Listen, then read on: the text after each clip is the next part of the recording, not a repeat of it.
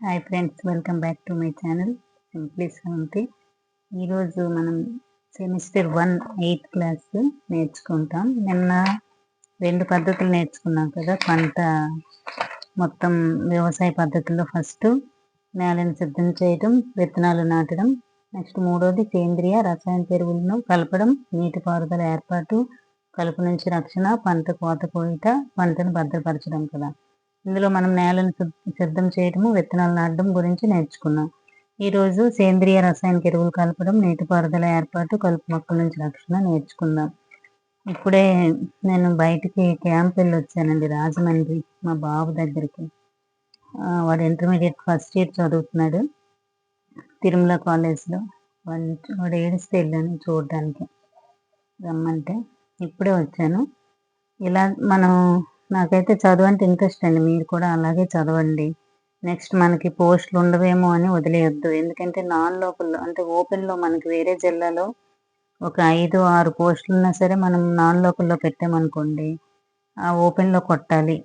అంటే మనం కొంచెం బాగా చదవాలి. మన జిల్లాలో లేకపోయినా సరే మనం వేరే జిల్లాలో రాసుకునేట్లుగా చదవాలి. నెక్స్ట్ టెట్ కూడా వేస్తాడంట, డిఎస్సి కూడా వేస్తాడంటున్నారు. కాబట్టి వేయొచ్చు. ఒక 2 ఇయర్స్, 1 ఇయర్ తర్వాత అయినా వస్తుంది అనుకోండి. టెట్ కొని ఇప్పుడు నవంబర్లో వేసాడు అనుకోండి, నవంబర్, డిసెంబర్, జనవరిలో వేసాడు అనుకోండి, తర్వాత నెక్స్ట్ ఇయర్లో అయినా మనకు 2026లో డిఎస్సి ఉన్నా మరి ఇప్పటి నుంచి మనం చదవాలి కదా. అప్పటికప్పుడే చదివితే రావు, అందుకే చదవండి. ఇప్పుడే నేను వచ్చాను కొంచెం, అందుకే ఇలా చెప్తున్నాను. ఓన్లీ బుక్లోనే ఈరోజు చెప్తాను. చూడండి. నెక్స్ట్ సేంద్రియ రసాయనిక ఎరువులు కలపడం.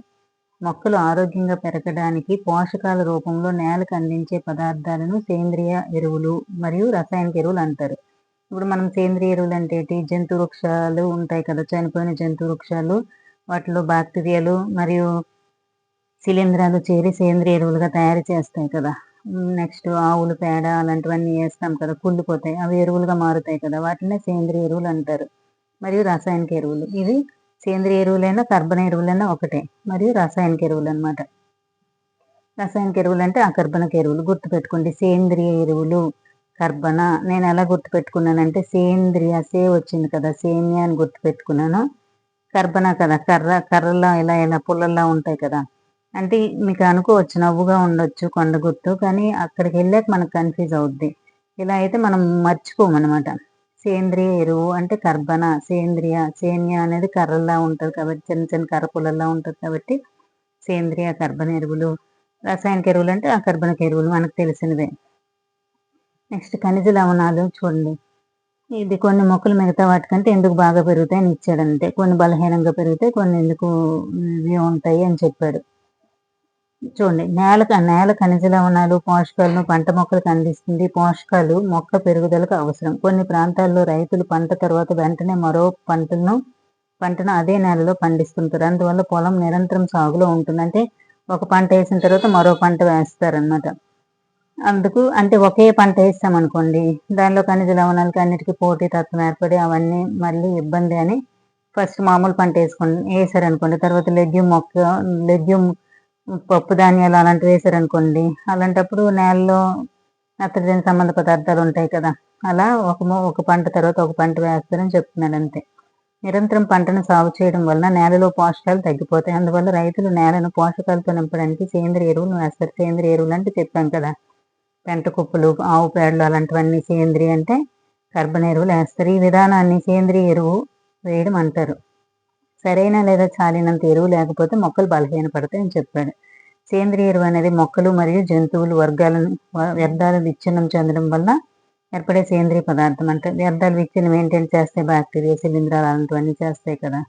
సేంద్రియ ఎరువులు రైతులకు ఆరు బయట గోతిని తీసి మొక్కను లేదా జంతువుల వ్యర్థాలు అందులో వేసి విచ్ఛిన్నం అయ్యేటట్లు చేస్తారట. కొన్ని సూక్ష్మజీవుల వల్ల విచ్ఛిన్న ప్రక్రియ జరుగుతుంది. అంటే కొన్ని సూక్ష్మజీవులు అంటే ఏంటంటే బ్యాక్టీరియా, శిలీంధ్రాల వల్ల విచ్ఛిన్న ప్రక్రియ జరుగుతుంది.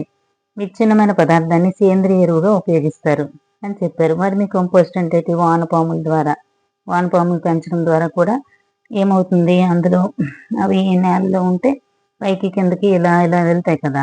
అందుకు ఆ మధ్యలో నెక్స్ట్ ఖాళీ ప్రదేశం కూడా వెళ్ళి లోపలికి గాలి కూడా ఆక్సిజన్ కూడా అందుతుంది. ఆ విధంగా వర్మి కంపోస్ట్ అనేది యూజ్ అవుతుందని చెప్పారు. నెక్స్ట్ చూడండి.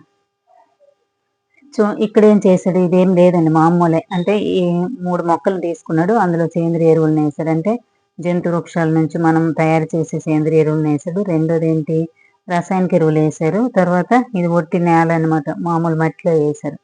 ఇప్పుడు ఏంటయింది, సేంద్రియ ఎరువులు చూడండి ఏబీసీలుగా తీసుకున్నారు. ఏ గ్లాసులో మట్టి, ఆవు పేడ, ఎరువులు వంటివి వేశాడు, కానీ కొంచెం తక్కువ పెరిగాయి. అదే మనం రసాయనిక ఎరువులు వేస్తే ఏటవుద్ది, వేగంగా పెరిగిపోతే వేగంగా ఫలసాయం ఇస్తుంది, కానీ అది మంచి పద్ధతి కాదు కదా.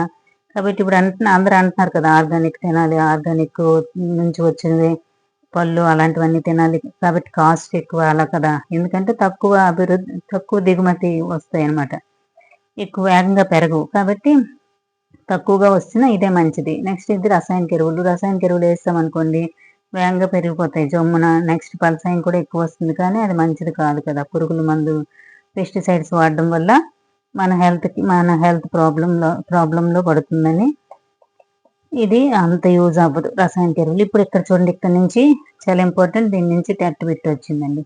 రసాయనిక ఎరువు అనేది అధిక మొత్తంలో ప్రత్యేక పోషకాలను కలిగిన రసాయనాలు. చూడండి, రసాయనిక ఎరువులు అనేవి అధిక మొత్తంలో ప్రత్యేక పోషకాలను కలిగిన రసాయనాలు. చూడండి, అధిక మొత్తంలో ఎక్కువ ఉంటాయి అనమాట. అందుకే మనము యూరియా అలాంటివన్నీ కొట్టేస్తుంటాం, ఇప్పటికి పెరగకపోవడం చేత రసాయనిక ఎరువులు తీసుకుని వెళ్ళి పడేస్తాం.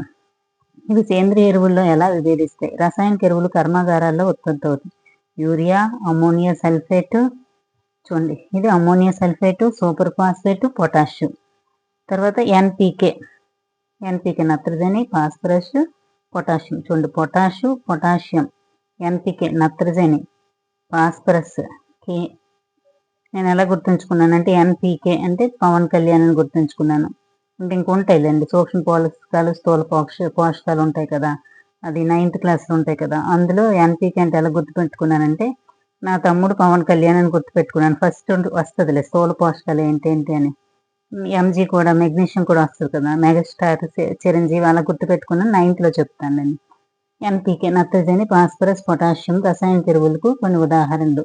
Urea, ammonia sulphate, super phosphate, potash, NPK. రసాయనిక ఎరువులు ఉపయోగించడం వల్ల గోధుమ, వరి, జొన్న వంటి పంటలను అధిక దిగుబతినిచ్చే రైతులకు సహాయపడతాయి. ఏటేటి, గోధుమలు, వరి, జొన్న ఎక్కువ పంటలు దిగుమతి ఇస్తాయంట. కానీ అధికంగా రసాయనిక ఎరువులు ఉపయోగించడం వల్ల నేల సారం కోల్పోతుంది. చెప్పాను కదా, రసాయనిక ఎరువులు వాడడం వల్ల వెంటనే పంట అనేది దిగుబడి ఎక్కువ ఉంటుంది, కానీ నేల సారం కోల్పోతుంది. రసాయనిక ఎరువులు నీటి కాలుష్యానికి కూడా కారణమవుతాయి. ఎందుకంటే ఇప్పుడు పొలాల్లో మనం యూరియా వేస్తాం, వర్షం పడింది, ఆ లోతు గడ్డలు, చెరువులు ఉంటాయి కదా, ఎక్కువ వర్షం పడింది అనుకో, పొలంలో ఉండే నీరంతా గడ్డల్లోనికి వెళ్ళిపోయి నీటి కాలుష్యానికి గడ్డలు, చెరువుల్లోకి వెళ్ళిపోతాయి. అక్కడ నీటి కాలుష్యానికి కూడా కారణమవుతాయని చెప్తున్నాడు. అందువల్ల నేల సారం తగ్గకుండా కాపాడుకోవాలంటే రసాయనిక ఎరువుల బదులు సేంద్రియ ఎరువులతో భర్తీ చేయాలి, లేదా 2 పంటల మధ్య కొంత సాగు చేయకుండా వదిలేయాలంటే పంట నిలుపుదల చేయాలి అంటున్నాడు. సేంద్రియ ఎరువులు వాడడం వల్ల నేల ఆకృతి, నీటిని నిల్వ చేసుకునే సామర్థ్యం పెరుగుతుంది. చూడండి, నేల ఆకృతి, నీటిని నిల్వ చేసే సామర్థ్యము పెరుగుతుందట. నేల పోషకాలతో మరలా పూరించబడుతుంది. పంట మార్పిడి, చూడండి, పంట మార్పిడి లేదా పంట నిలుపుదల ద్వారా నేల పోషకాలను పూరించడం మరో విధానం. ఇక్కడ ఏంటి ఇచ్చాడు, ఇక్కడ చూడండి, కొంతకాలం పంట నిలపొచ్చు, మళ్ళీ పంట మార్పిడి కూడా చేయడం వల్ల పోషకాలను పూరించడం మరో విధానం అని చెప్పాడు. ఈ విధానం కొరకు రకరకాల పంటలు ఒకదాని తర్వాత ఒకటి వేస్తారు. చూడండి, ఇప్పుడు ఇందాక చెప్పాను కదా, ఉత్తర భారతదేశంలో రైతులు ఒక కాలంలో లెగ్యూమ్ పంటలు పశుగ్రాసంగా పండిస్తారు. అంటే ముందు లెగ్యూమ్ మొక్కలు పంటను వేసేసి అది పశుగ్రాసంగా పండిస్తారండి, అంటే అది ఆవులకి వేసేస్తారనమాట. తర్వాత కాలంలో గోధుమలు పండించేవారు. నేలను నత్రజని నింపడంలో ఈ విధానం సహాయపడుతుంది. ఎందుకంటే లెగ్యూమినేసి మొక్కలు వేర్ల పొడుపుల్లో ఎటుంటాయి, బ్యాక్టీరియా ఉంటుంది, నత్రజని స్థాపన చేస్తాయి. అందుకు నత్రజని అనేది పుష్కలంగా అందుతుంది. కాబట్టి నెక్స్ట్ ఇయర్ చేశారు, గోధుమలు వేస్తే గోధుమలు బాగా పండాయి అని చెప్తున్నాడు. అంతే. రైజోబియం బ్యాక్టీరియా గురించి మునుపటి మనం తరగతుల్లో నేర్చుకున్న నత్రజని స్థాపన చేస్తాయని చెప్పాడు. చూడండి, ఇది ఇంపార్టెంట్ అండి. ఇక్కడ రసాయనిక ఎరువులు మానవునిచే తయారు చేయబడ్డ అకర్బనక లవణం. చూడండి, రసాయనిక ఎరువులు ఇందాకే చెప్పాను కదా, అకర్బన.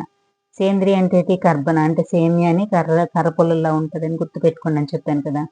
సేంద్రియ అంటే కర్బన ఎరువులు జంతు వృక్ష వ్యర్థాలు విచ్ఛిన్నం చేయడం వల్ల ఏర్పడే సహజ పదార్థం కదా, తెలిసిందే. చూడండి, నెక్స్ట్ రసాయనిక ఎరువులు కర్మాగారాల్లో తయారు చేస్తారు. సేంద్రియ ఎరువులు అయితే పొలాల్లో తయారు చేస్తారు. రసాయనిక ఎరువుకు నేలకు హ్యూమస్ను అందివ్వలేదు. రసాయనిక ఎరువు అనేది నేలకు హ్యూమస్ అనేది అందివ్వలేదట. సేంద్రియ ఎరువు అనేది నేలకు హ్యూమస్ అధికంగా అందిస్తుంది. తెలిసిందే కదా. రసాయనిక ఎరువులు నత్రజని, భాస్వరము, పొటాషియం వంటి వృక్ష సంబంధిత పోషకాలు అధికంగా కలిగి ఉంటాయి. చూడండి, ఇది ఇంపార్టెంట్, బాగా గుర్తుపెట్టుకొని చూడండి. నేను ఇక్కడ క్లియర్గా చెప్తాను. వృక్ష సంబంధిత పదార్థాలు అంటే వృక్షానికి కావలసిన పదార్థాలు అనేవి ఎందులో అధికంగా ఉంటాయి? రసాయనిక ఎరువుల్లో ఉంటాయి. ఎందులో అధికంగా ఉంటాయి? రసాయనిక ఎరువుల్లో వృక్షానికి కావలసిన పోషకాలు అధికంగా ఉంటాయి. అందుకే అవి వేగంగా పెరుగుతాయి.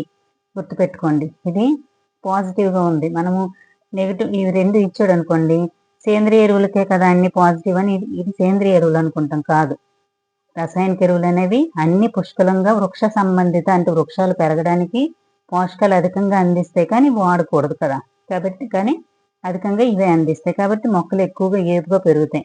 యూరియా అలాంటివన్నీ మన పేరెంట్స్ వేసేస్తారు మొక్కలకి. ఒరుడుస్తాం అనుకోండి, బాగా పెరగకపోయింది అనుకోండి, యూరియా తెచ్చి వేసేస్తాం. ఎందుకు? వృక్ష సంబంధిత పోషకాలు అధికంగా కలిగి ఉంటాయి. ఇందులో తక్కువ వృక్ష సంబంధిత పోషకాలు కలిగి ఉంటాయి ఇందులో సేంద్రియ ఎరువుల్లో. నెక్స్ట్ చూడండి, సేంద్రియ ఎరువు యొక్క ప్రయోజనాలు. సేంద్రియ ఎరువులు రసాయనిక ఎరువుల కంటే ప్రయోజనకరంగా పరిగణించబడుతుందని మనకు తెలుసు కదా. నెక్స్ట్, ఇవి నేల యొక్క నీటిని నిల్వ చేసుకునే సామర్థ్యాన్ని పెంచుతాయి. నేలను గుల్లబారేటట్లు చేస్తాయి. తద్వారా నేలలో వాయు వినిమయాన్ని సులభతరం చేస్తుంది. ఎందుకు నేలను గుల్లబారేటట్లు చేస్తాయి? వానపాములు ఉంటాయి కాబట్టి. సేంద్రియ ఎరువుల్లో వాటికి ఆహారం దొరుకుతుంది కాబట్టి వానపాములు తింటాయి, మట్టిని తింటాయి. అందుకే ఇందులో ఉంటాయి కాబట్టి గుల్లబారేటట్లు చేసి తద్వారా నేలలో వాయు వినిమయాన్ని అంటే గాలిని సులభంగా ఆక్సిజన్ అందించినట్టు చేస్తుందని చెప్తున్నారు. స్నేహపూర్వక సూక్ష్మజీవులు సంఖ్యను వృద్ధి చేస్తాయి.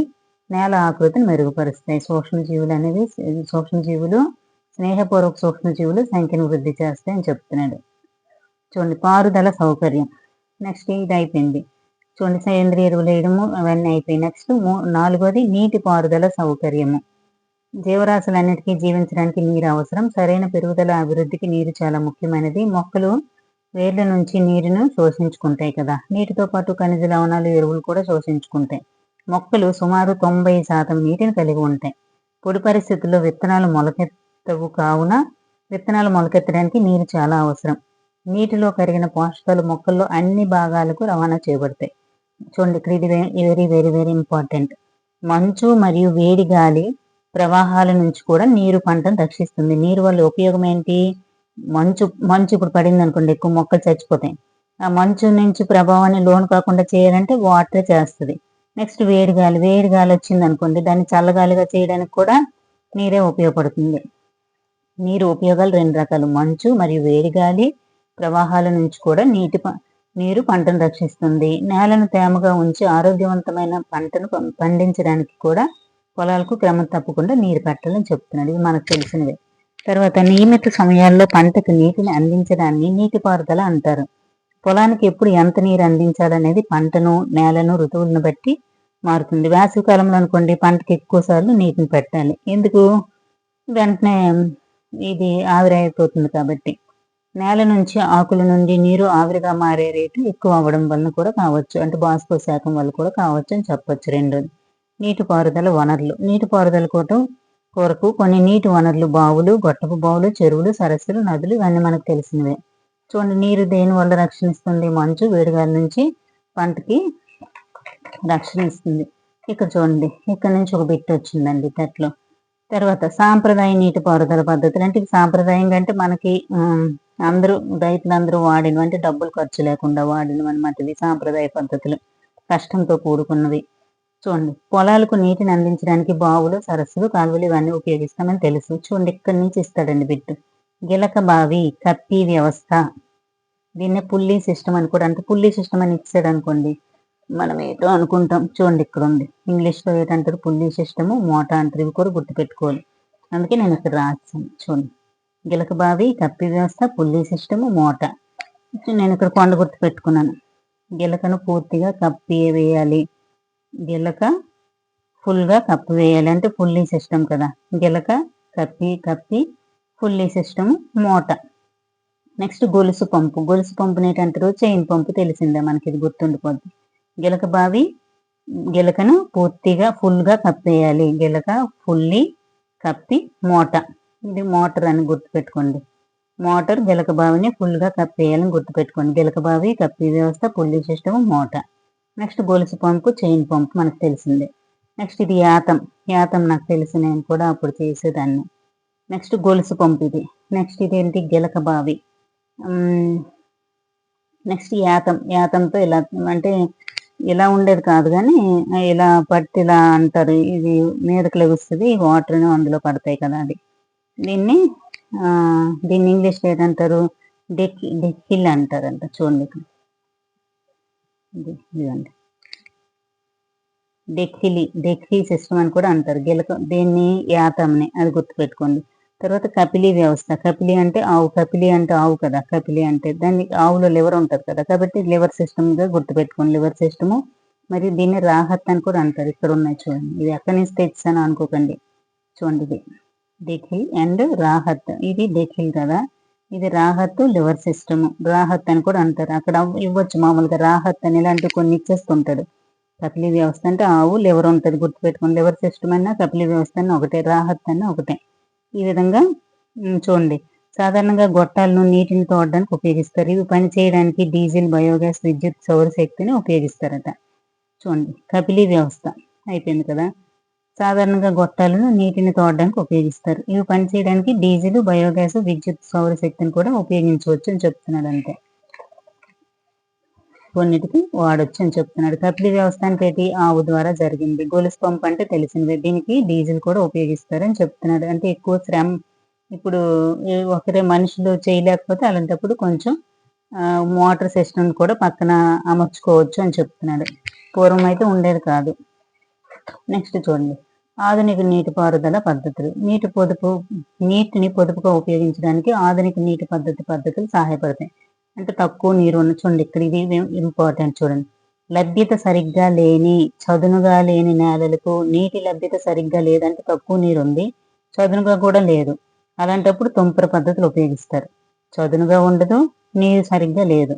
ఇవి ఎలా ఉంటాయి, నిర్ణీత దూరాల్లో చుట్టూ తిరిగే నాజిల్ అంటే ఇలాగా చూడండి, ఇలా లంబంగా అంటే 90 డిగ్రీల కోణంలో ఉన్నట్టు చేసి ఫాస్ట్గా ఈ పెద్ద గొట్టం ఉంది కదా, ఈ గొట్టం నుంచి వాటర్ పంపించి ఫుల్ ఫోర్స్తో వెళ్తే ఇక్కడ నుంచి తుంపరలు అంటే చిన్న చిన్న, ఇప్పుడు మోస్తే తుట్టు అంటాం కదా, తుంపరలు వస్తాయి. అలా గుర్తుంచుకోండి.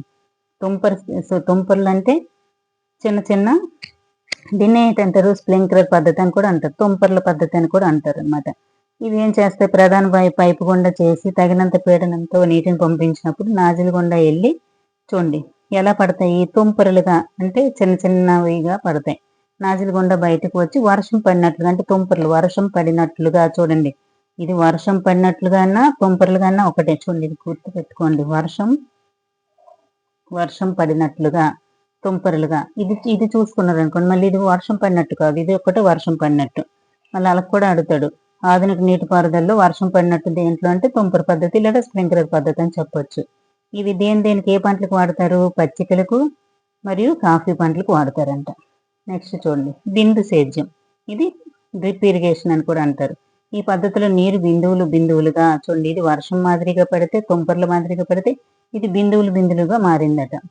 నేరుగా వేర్ల దగ్గరే పడుతుంది. ఇక్కడ నేరుగా ఇదంటే మొత్తము భూమి అంతా ఒకలా ఉండదు కాబట్టి చదునుగా ఉన్న నేలలో వాడుతారు. ఇదేం చేస్తుంది, చెట్లు మొదల్లో వేర్ల దగ్గర పడే ఆధునిక పద్ధతి ఏంటంటే బిందు సేద్యం అని పెట్టాలి. కనుక దీన్ని బిందు సేద్యం అంటారు. చెట్లకు, తోటలకు, పండ్ల మొక్కలకు. చూడండి చెట్లకు, తోటలకు, పండ్ల మొక్కలకి. ఇదైతే కాఫీ మొక్కలు మరియు పచ్చికలకు. నీరు తక్కువగా లభ్యమయ్యే ప్రదేశాలకు ఇది ఒక వరము. నీరు తక్కువగా లభ్యమయ్యే ప్రదేశాలకు ఇది ఒక వరము. ఇది కూడా నీరు లభ్యత సరిగ్గా లేని దానికి ఇది కూడా ఒక వరమే. ఇది చదునుగా లేని నేలల్లో వాడతారు. ఇదేమో నేరుగా వేర్ల దగ్గరికి వెళ్ళిన దగ్గర వాడుతూ ఉంటారు అనమాట. ఇది నేరుగా వేర్ల దగ్గరికి వెళ్ళిపోతాయి. ఇదేం చేస్తారు, ఒక పెద్ద నాజిల్ ఉంటుంది, ఆ నాజిల్ నుంచి చిన్న చిన్న లంబకోణంలో ఉండి తుంపర్ల మాదిరిగా వెళ్తుంది. ఇది తుంపర పద్ధతి. ఇది డ్రిప్ ఇరిగేషన్, బిందు పద్ధతి అని కూడా అంటారు. నెక్స్ట్ చూడండి, నెక్స్ట్ ఇది చెప్దాం. కలుపు మొక్కల నుంచి రక్షణ. కలుపు మొక్కల నుంచి మనం ఎలా రక్షణ అనుకున్నాము, కలుపు మొక్కలు ఫస్ట్ ఎలా తీస్తాం, దుక్కి దున్నడం అవన్నీ కూడా తీస్తామని చెప్పాం కదా, అదే ఇక్కడ ఉంటుంది. పొలంలో అనేక అవాంఛనీయ మొక్కలు పంటలతో పాటు సహజంగా పెరుగుతాయి. అటువంటి ఇటువంటి అవసరం లేని మొక్కలను కలుపు మొక్కలు అంటారు కదా. కలుపు మొక్కలు అంటే పంట మొక్కల్లో అవసరం లేని మొక్కలు. ఇవి ఏం చేస్తాయి? స్థలము, పోషకాలు మరియు కాంతి కొరకు పంట మొక్కలతో పోటీపడి పంట మొక్కలు ఎదుగుదల ప్రభావాన్ని చూపుతాయి. ఎదుగుదలపై ప్రభావాన్ని చూపుతాయి అంటే